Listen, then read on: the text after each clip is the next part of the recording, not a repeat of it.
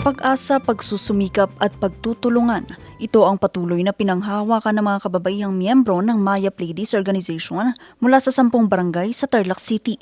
Sa tulong ng Sustainable Livelihood Program o SLP ng pamahalaang lungsod ng Tarlac at ng Department of Social Welfare and Development, patuloy na napapalago ng mga benepisyaryo ang kanilang maliliit na negosyo.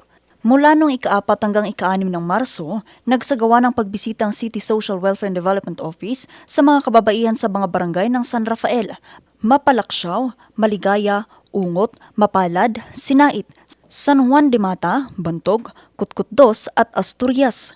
Layon ng pagbisita na kamustahin ang mga negosyo ng mga benepisyaryo at ang tamang pamamahala ng panimulang puhunan na ipinagkaloob ng pamahalaan.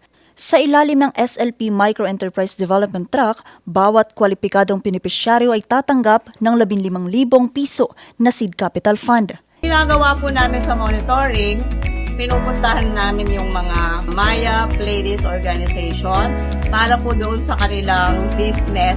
Iba-iba, kagaya po ng mga bigas, itlog, frozen, slaughter po ng baboy. Pinupuntahan po namin sila per group. Ungot, kasama po niya ang Inauganan. Minomonitor po namin yon kung nandyan po ba yung mga produkto nila, kumikita po ba sila. Ginagawa na rin po namin, so ino-audit namin sila, tinitingnan namin yung mga pautang nila kasi meron daw po silang mga pautang. Layon ng programa na matulungan ng mga pamilyang nabibilang sa sektor ng maralita na magkaroon ng pagkakakitaan at masuportahan ang pangangailangan ng kanilang mga pamilya. Napapasalamat po kami sa mga produkto na naibibinta po namin, kagaya ng itlog, taba at saka bigas po, saka yung mga sari-sari na rin po na mga daing, saka longganisa po. Okay naman po yung products po namin, tuloy-tuloy. Nakadalawang cycle na po kami, nakadalawang buwan na po kami at tuloy-tuloy po ang aming kita at tubo po. Nakakatulong po yung mga kinikita namin sa pamilya po namin sa pang-araw-araw namin ang gastusin.